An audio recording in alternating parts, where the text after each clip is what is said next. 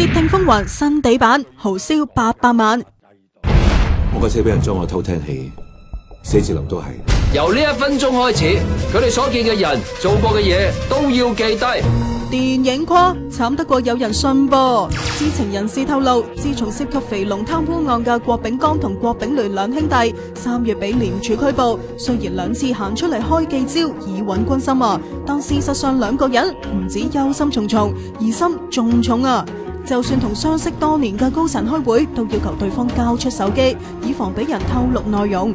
佢哋又驚俾執法機關監視竊聽，請咗呢一間富豪保安公司，豪使咗800萬喺海外搜購頂級嘅反竊聽器材，裝喺屋企、座駕、寫字樓同私人遊艇。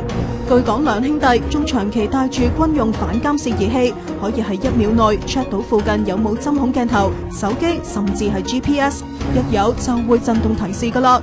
已經唔止1次有人被發現違規帶手機見郭氏兄弟而俾人鬧。2兄弟仲想監視大哥郭炳湘，但係俾郭老太反對。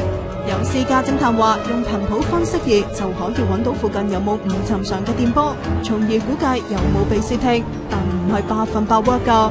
喺機樓啊，或者呢個電話嘅網絡箱嗰度，如果喺嗰度做手腳嘅話咧，咁我哋呢個干擾器咧就係發揮唔到作用嘅。如果佢嗰個手提電話係俾人植入咗軟件嘅，咁樣咧呢個咧亦都係唔能夠起到作用嘅。